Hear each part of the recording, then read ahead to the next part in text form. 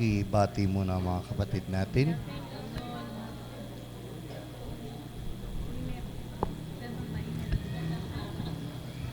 Ang Diyos ay ganap nating mauunawaan sa pamamagitan ng kaloob niyang Espiritu ng katotohanan.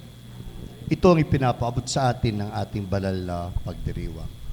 Pakiyuko sandali ang iyong ulo at hilingin ng kapatawaran sa ating Diyos Ama, lalo na sa mga pagkakataong ginawa nating maliit na Diyos ang ating sarili na pinagmayabang at pinapakita ang angking kabihasnan.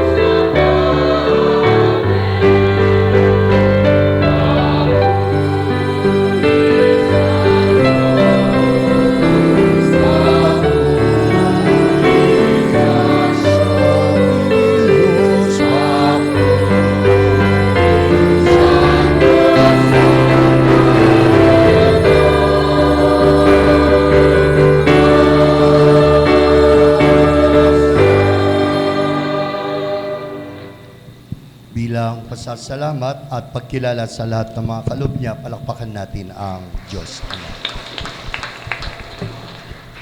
Manalangin po tayo. Ama naming makapangyarihan, pahintulutan mo pong kami maging dapat lumigaya kapag ang iyong anak ay nagpakita. Kasama ng banal sa piling niya, pakundangan sa aming pagdiriwang na masaya sa pagkabuhay niyang amin ngayong sinasamba sa pamamagitan niya, kasama ng Espiritu Santo magpasawalang hanggan. Amen.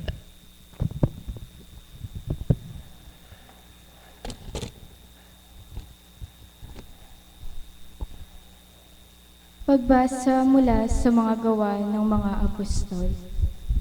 Noong mga araw na iyon, ang mga naghatid kay Pablo ay sumama sa kanya hanggang sa Atenas. Pagkatapos, nagbalik sila sa Berea.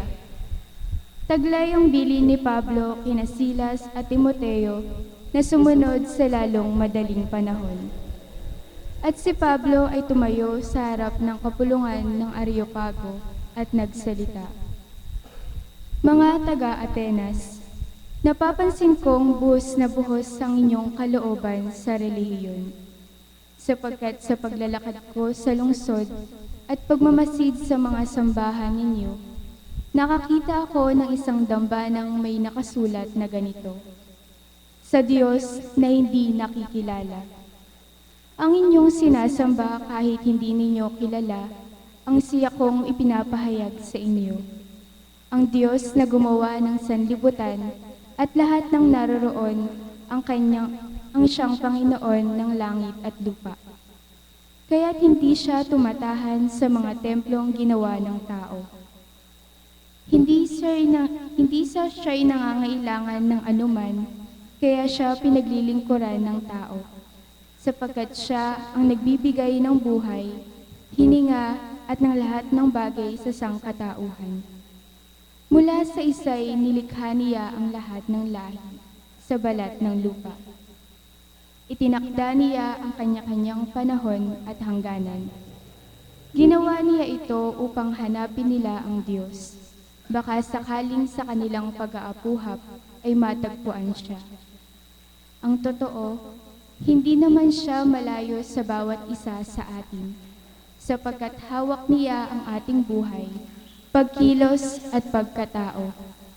Tulad ng sinabi ng ilan sa inyong mga makata, tayo nga'y mga anak niya. Yamang tayo'y mga anak ng Diyos, huwag nating akalain na siya ay tulad ng larawang ginto, pilak o bato na pawang likha ng isip at kamay ng tao. Mahabang panahong di pinansin ng Diyos ang di pagkakilala sa Kanya ng tao. Ngunit ngayoy iniuutos niya na magsisisilat talikdan ang kanilang masamang pamumuhay. Sapagkat itinakda na niya ang araw ng paghuhukom sa sanlibutan, at ito'y buong katarungan niyang gagawin sa pamamagitan ng kanyang hinirang. Pinatunayan niya ito sa lahat, nang buhayin niyang muli ang taong iyon. Nang marinig nila ang sinabi ni Pablo tungkol sa muling pagkabuhay, tinuya siya ng ilan, ngunit sinabi naman ng iba, ibig namin kayong mapakinggan uli tungkol dito. At umalis doon si Pablo. Mailang sumama sa kanya at sumampalataya sa Diyos. Kabilang dito si Dionisio na isa sa mga bumubuo ng kapulungan ng Areopago. May sumama ring babaeng nagngangalang Damaris at mga iba pa. Pagkatapos, umalis si Pablo sa Atenas at nagtungo sa Corinto. Ang salita ng Diyos. Salamat sa Diyos. Ang kadakilaan ng Diyos sa lupa't langit ay lubos. Ang kadakilaan ng Diyos sa lupa't langit ay lubos. Purihin ang Diyos nitong kalangitan. Kayo sa itaas, siya'y papurihan. Ang lahat ng anghel, magpurit magdiwang, kasama ang hukbo, roong karamihan. Ang kadakilaan ng Diyos sa lupa, langit ay lubos.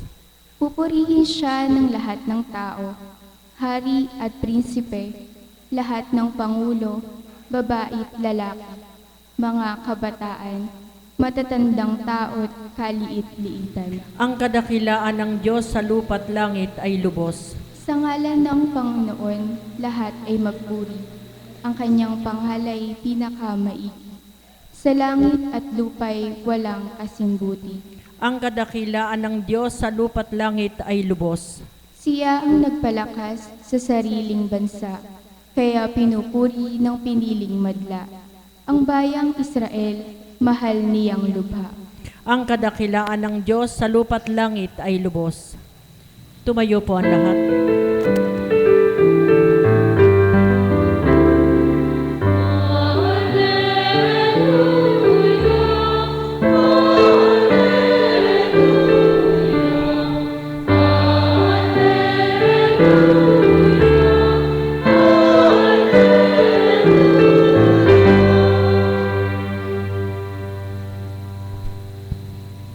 Mga kapatid, sumainyo ang Panginoon, At sumayo rin.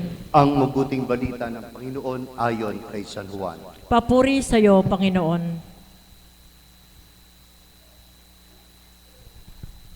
Noong panahong iyon, sinabi ni Jesus sa kanyang mga alagad, "Marami pa ako sasabihin sa inyo. Ngunit hindi pa ninyo kayang unawain ngayon. Pagdating ng Espiritu ng katotohanan, tutulungan niya kayo upang maunawaan ninyo ang buong katotohanan.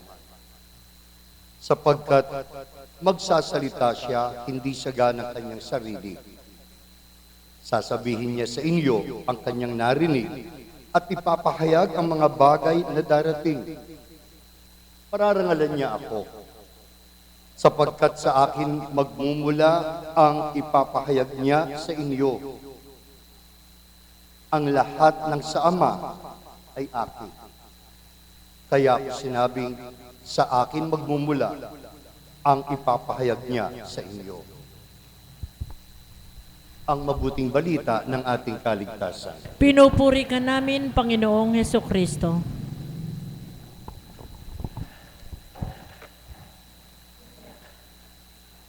Minsan pa, magandang hapon po sa inyo lahat. Seminaryo, 10 taon lahat-lahat bago ka tapos sa pagpapari. Sabi nga, okay, nakamig doktor. Hindi ka na lang nagdoktor. Minsan po, tinanong ko sa professor namin, bakit kailangan pang 10 taon ang pagpubog sa loob ng seminaryo bago makatapos sa pagpapari? Di ba pwedeng 7 na lang, 5 na lang? Alam niyo po, hindi niya ako sinagot. Hindi niya ako sinagot. May mga kabihas ng makukuha, bakit 10 taon? Isa, na ngayon ko lang po nalaman, natutunan. Isa, kapag pinagpursihan mo, may pagbabata, pinagsikapan mo, ika nga, higit mo itong pahahalaga. Tama nga po. At siya, pagkasakitan me, paulagan me, ingatan me. Opo. Nahirapan ka, pinahirapan ka nito, ano ang gagawin mo? Edi, ingatan. Pangalawa, bakit kailangan ganong katagal, 10 taon? Alam naman po natin na ito ay isang paraan upang malinaw na makita ang linis ng iyong intensyon sa buhay. Pari. Masarap po ang pari, alam nyo? Sarap. Magmisa ka sa aguli, mga kambabi. Nung makatapos po ako sa pag-aaral, talo ang mga kabarangay namin sa akin. Kasi sabi nila, ano man ang mangyari, hindi ako makatatapos sa pagpapari. Sige, pustahan tayo ako. Pabiro, 1 litsyong baka. Yun. Lawen mo na yung muti ngayon. May yari. Oo nga. Gaano kalinis ang iyong intensyon? Kaya siguro mahaba-haba ang pagkubo. Alam niyo po, mahirap pa sa seminaryo pag-aaral. Nakakainis. Nakakainis. I-memorya mo yung isang aklat para sa finals. Araw-araw, may exam. Ang dami. Ang iba, hindi ko na maintindihan. Sa totoo lang po, nagtataka ako bakit nakapasa ako sa pag-aaral sa seminaryo. Isang titulo pa lang o subject, metaphysics. Ano ito? Meta, beyond. Physics is a science that deals with matter. Ang ibig sabihin ng metaphysics, lagpa o lampas sa physics. Paano mo malalaman ang isang bagay na hindi mo nakikita? Nalampas sa physical. Parang mga taong inaalam ang hindi na dapat malaman.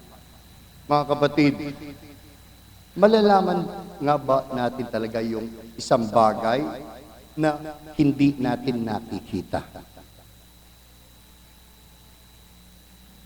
Oo o hindi? Sagot. Malalaman po ba natin ang isang bagay na hindi natin nakikita?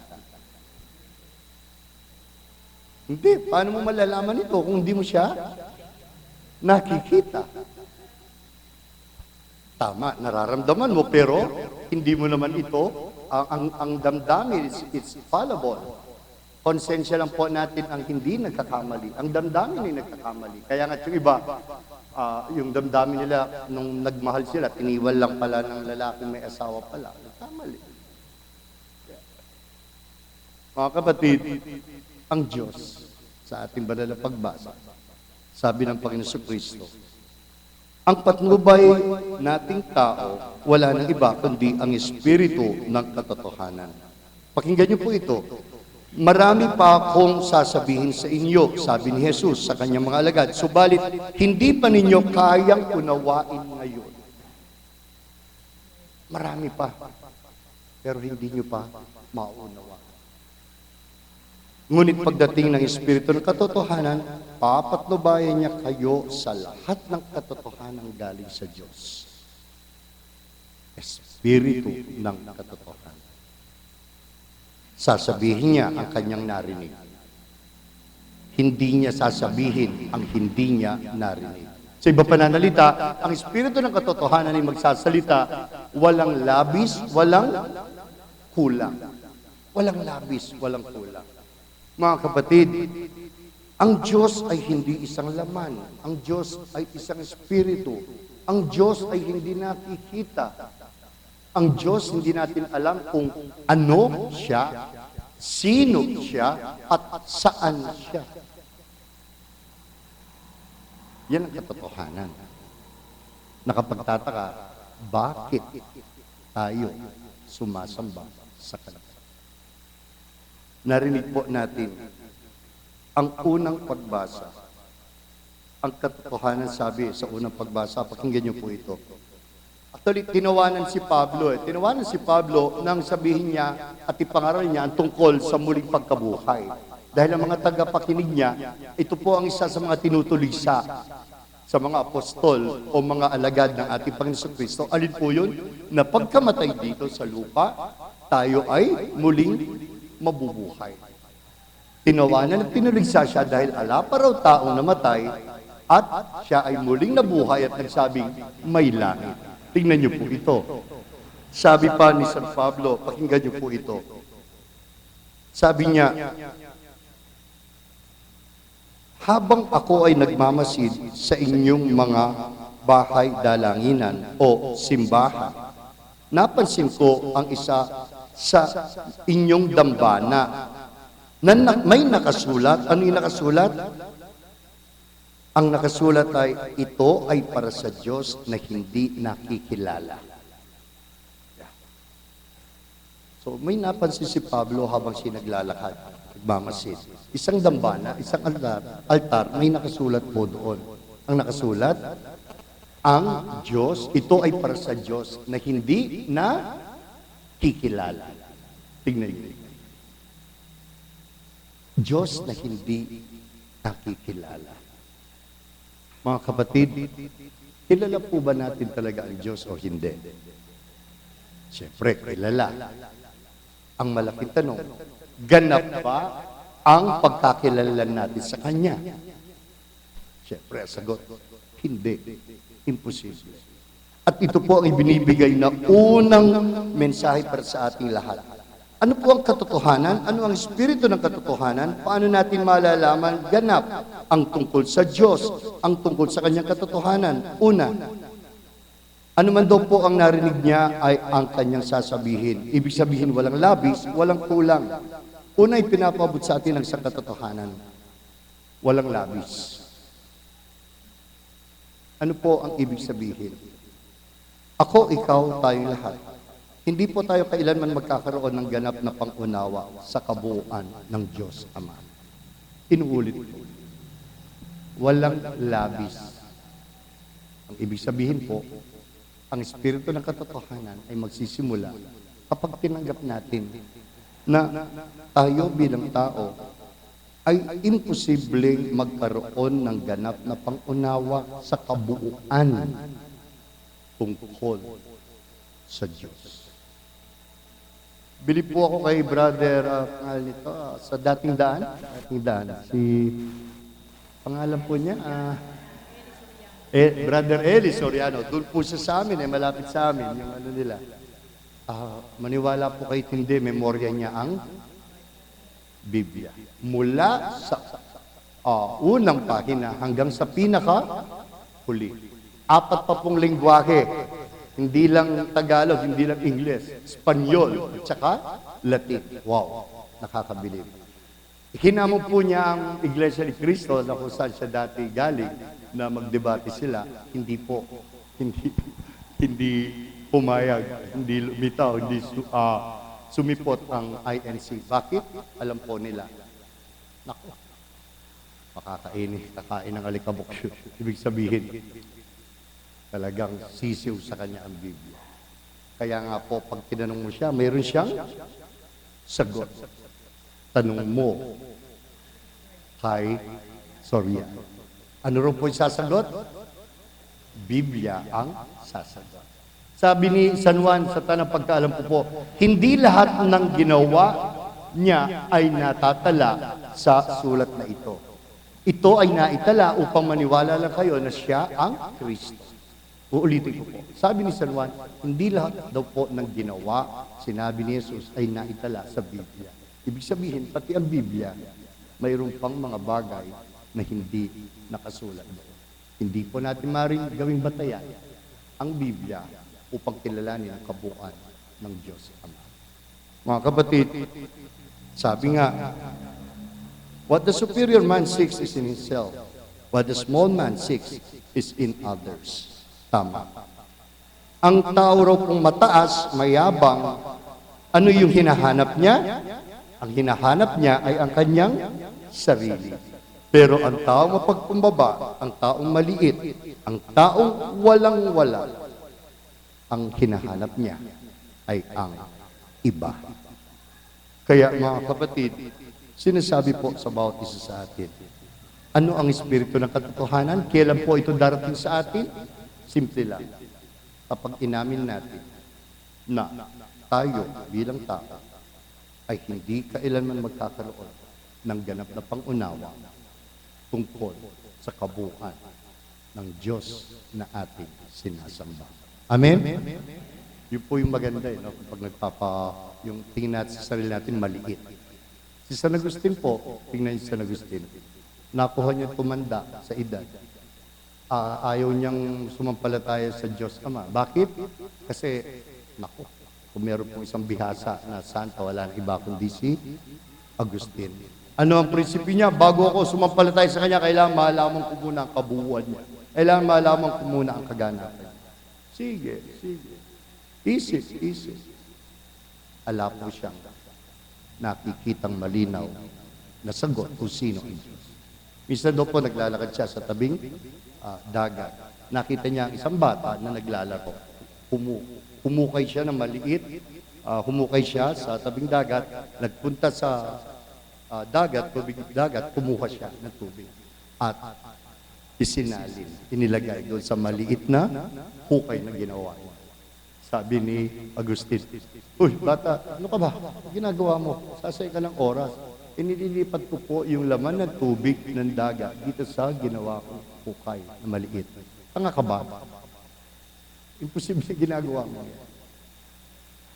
Pagkasabi po nun, naging maliwanag kay Agustin.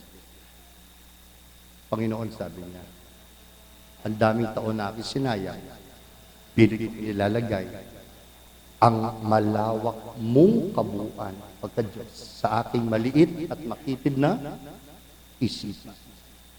Mga kapatid, tara, alang masama kung natatakot tayo sa Diyos. Alang masama kung maliit ang ating pagkatao sa kabiyasan tungkol sa Diyos. Ang mahalaga po, dito magsisimula ang espiritu ng katotohanan.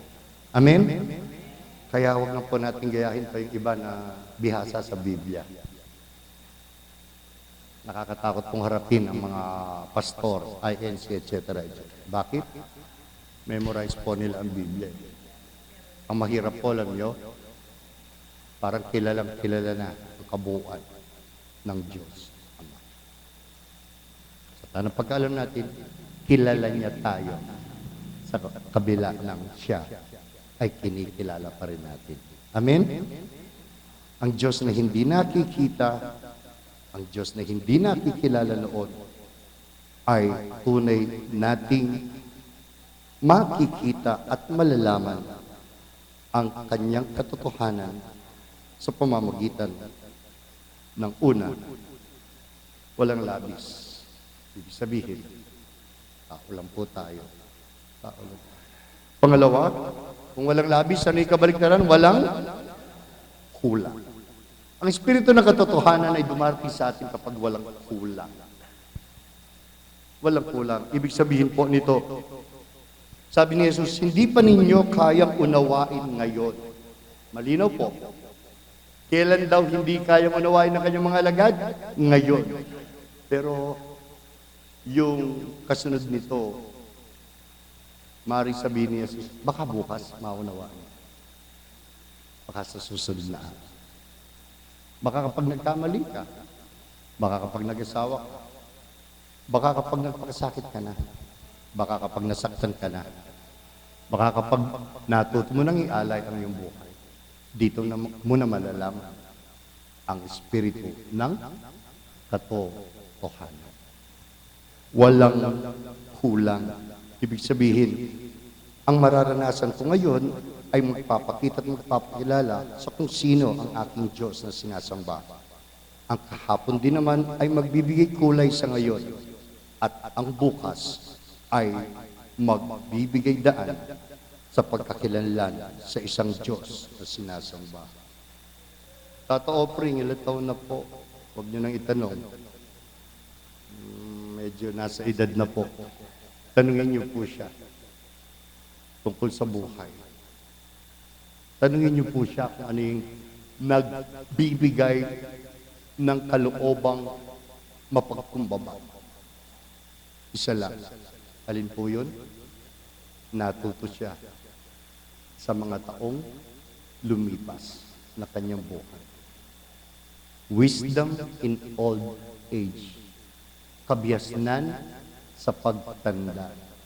Ibig sabihin, kung kailan po tayo tumatanda, doon na isasara ang ating bibig. Kung kailan tayo tumatanda, doon laging nagiging matalas ang ating pandinig. Kung kailan tayo tumatanda, doon tayo laging nagiging mapagmasid. Bakit? Dito po natin nakikilala, dito po natin makikita ang buhay na Diyos, Ama. Kaya po, ang isang theology at tawag po, pag-aaral sa Diyos, Ama, naway may natutunan tayo sa banal na pagdiriwang na ito. Pagpatuloy po natin ang banal na misang ito, naway ang bawat isa sa atin ay magkaroon nga ng pagkakilanlan sa ating Panginoon, walang labis, walang kulang. Hindi nagmamagaling, hindi naman dinadagdagan. At higit, hindi umaamin, kilala ko na ang Diyos dahil ang mahalaga, kilala niya ako ngayon at magpasawalang hanggan. Sa inyo lahat, minsan pa magandang hapon po. pagpalain tayo ng ating Panginoong Kristo. Palakpakan po natin ang ating Panginoon. Magsitayo po kayo ngayon at ilapit pa rin ang ating mga pangangailangan sa ating Panginoong Diyos. At sa bawat kahilingan ng ating itutugon,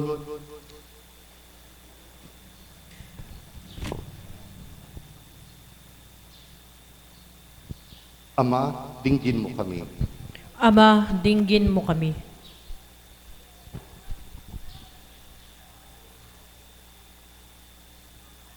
Upang patuloy na makinig at tumugon ang ating iglesia sa espiritu na nagpapaalala sa atin ng mga itinuro at inabili ni Kristo, manalangin tayo sa Ama.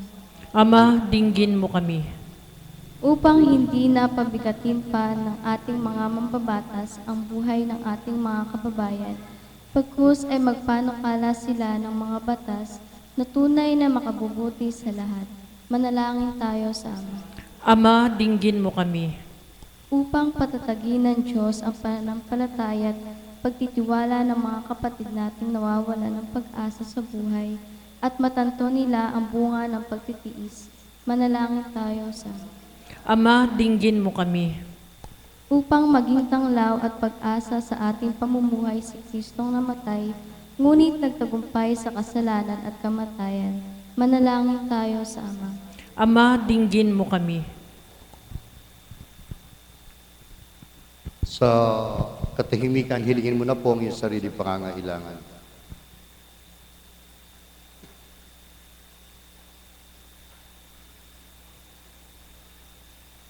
Ama naming mahal, hindi mo po binibigo ang mga umaasa sa iyo, bagamat hindi namin lubusang matarok ang iyong mga balakin.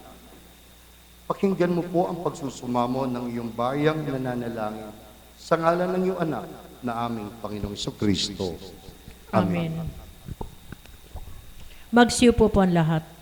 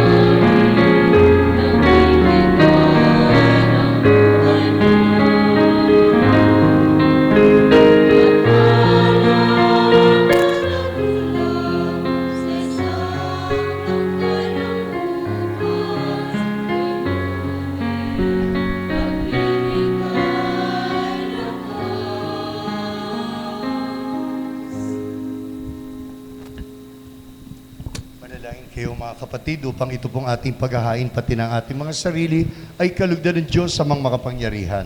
Tanggapin nawa ng Panginoon itong pag-aahin sa iyong mga kamay, sa kapurihan niya at karangalan sa ating kapakinabangan at sa buong sambayanan niyang banal.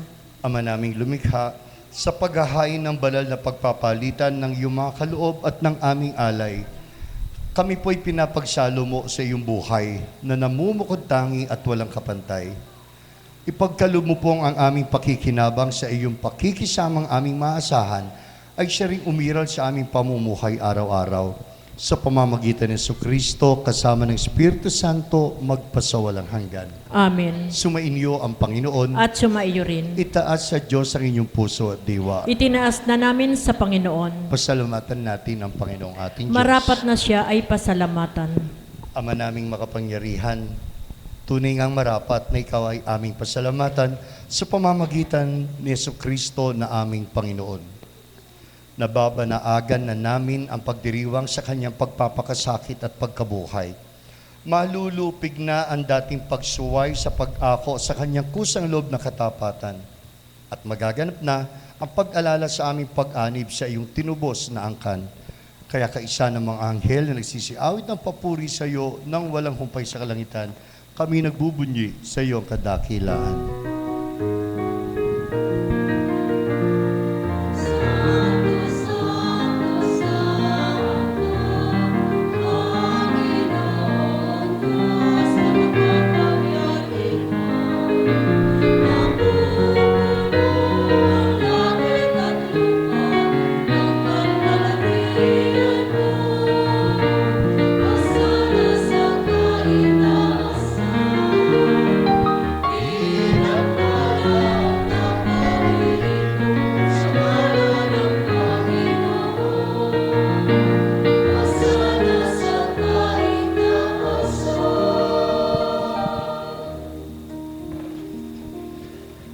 Ama naming banal, ikaw lang ang bukal ng tanakabanalan. Kahit sa pamamagitan ng iyong banal na Espiritu ay hinihiling po namin, gawin mong banal ang mga kaloob na ito. Upang para sa aming mga anak mo, itong tinapay ay maging katawan at itong alak ay maging dugo ng aming Panginoong Jesucristo. Bago niya pinagtiis ang kusang loob na maging handog, hinawakan niya ang tinapay. Pinasalamatan kanya, Ama. Pinaghati-hati niya iyon at iniabot sa kanyang mga alagad at sinabi, tanggapin ninyo lahat ito at kanin. Ito ang aking katawan na ihahandog para sa inyo.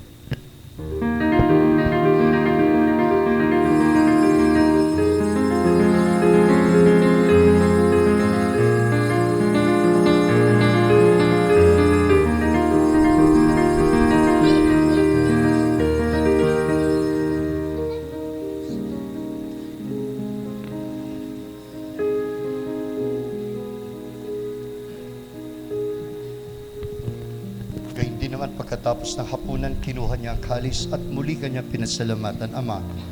Ibinigay ang kalis sa kanyang mga alagad at sinabi, tanggapin ninyo lahat ito at inumin.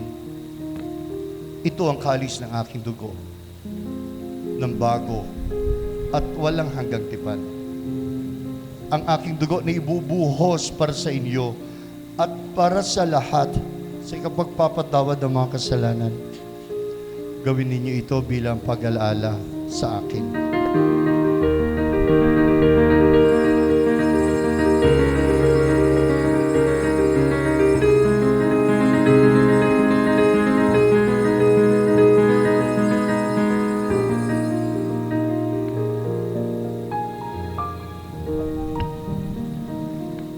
Ang misteryo ng ating pananampalataya.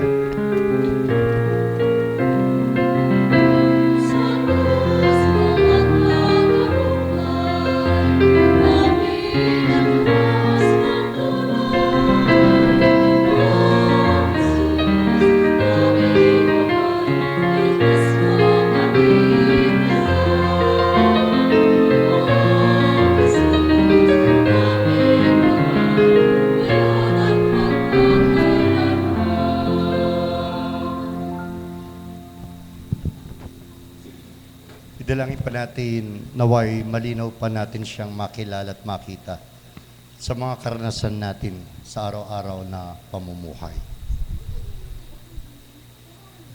Lampas sa pisikal, nakapaloob siya, nasa likod ng mga karanasan natin. Pag binigyan nila tayo ng tinapay, huwag nating tingnan yung biyaya na tinapay, tingnan natin yung kamay na nagbigay. Ito yung espiritu ng katotohanan. Kapag hindi pa ibinibigay yung ating mga kahilingan, tingnan natin hindi ito para sa atin sa halip upang tayo manatiling nagpapakumbaba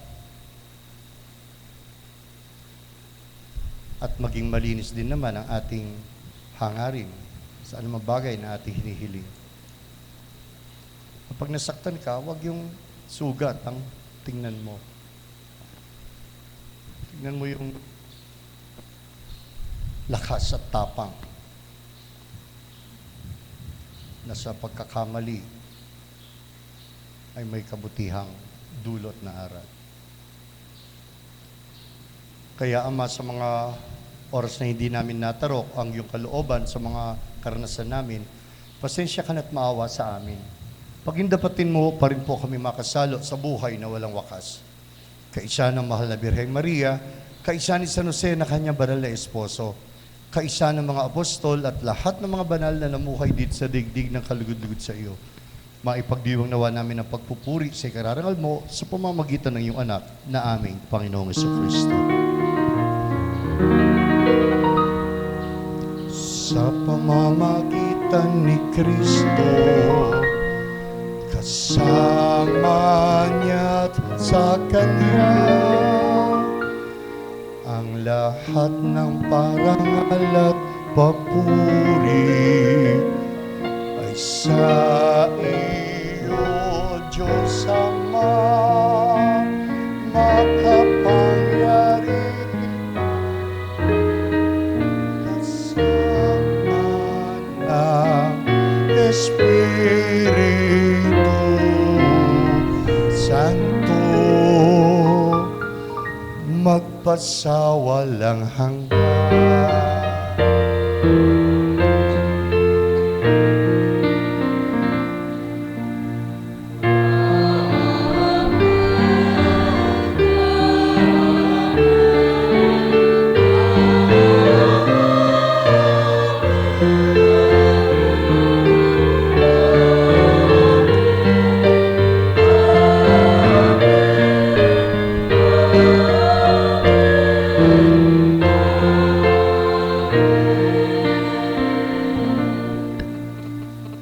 Atin ngayong dasalin ang dasal na itinuro ng Panginoon sa Kristo bilang pakikiisa sa mga kapatid natin na nangangailangan.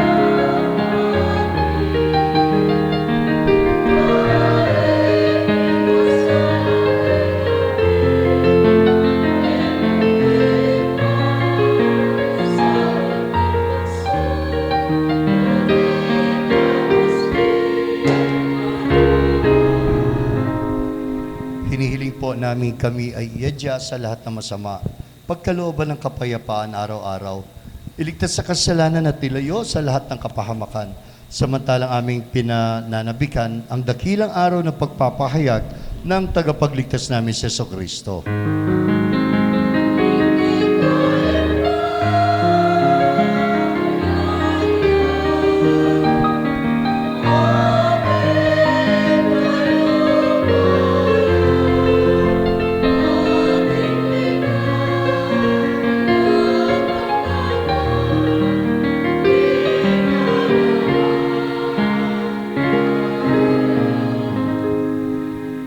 Pakiyuko sandali ang iyong ulo at sa huli pagkakataon atin nawang makilala ang kapangyarihan ng Diyos Ama na sa kabila ng mga karamdaman natin sa pangangatawan, sa kabila ng mga pasanin natin, kapayapaan nawa ang maghari sa atin.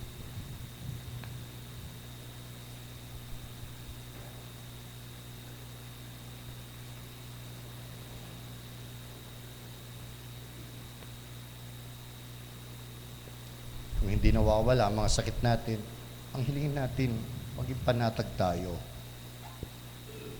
sa kanyang kapangyarihan.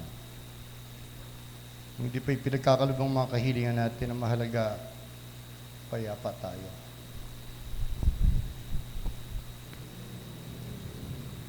Panginoong Jesucristo, sinabi mo sa iyong mga apostol, kapayapaan ang iniiwan ko sa inyo, ang aking kapayapaan ang ibinibigay ko sa inyo. Tunghayan mo ang aming pananampalataya, huwag ang aming mga pagkakasala. Kaming lahat ay pagkalooban ng kapayapaan at pag-isahin sa iyong banal na kalooban. Kasama ng Espiritu Santo, magpasawalang hanggan. Amen. Mga kapatid, ang kapayapaan po ng ating Panginoon ay laging sumainyo. At sumaiyo rin. Magbigayin kayo ng kapayapaan sa isa't isa. Kapayapaan po sa inyo lahat. Kapayapaan po.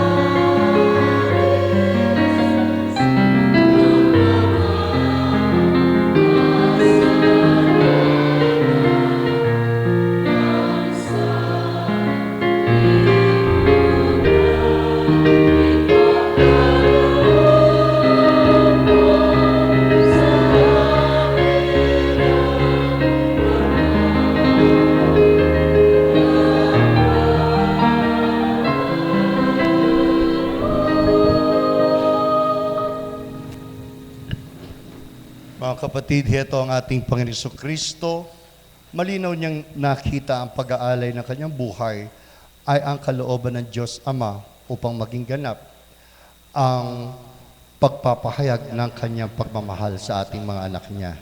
Mapalad tayo. Hanggang ngayon ay nauunawaan pa rin niya tayo. Panginoon, hindi ako karapat-dapat na magpatuloy sa iyo. Ngunit sa isang salita mo lamang ay gagaling na ako. Ang katawan at dugo ng Panginoong Jesucristo magdadala sa atin sa buhay na walang hanggan. Amen.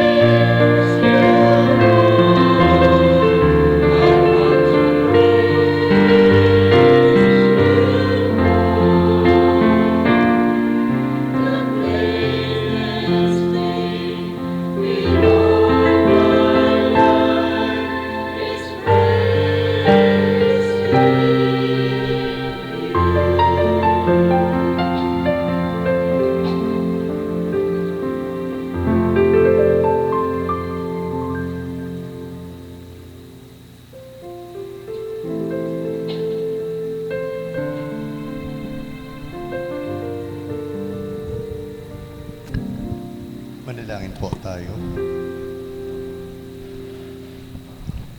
Ama naming mapagmahal, manatili kang kapiling ng iyong sambayanan na ngayoy pinapakinabang mo sa iyong sariling buhay.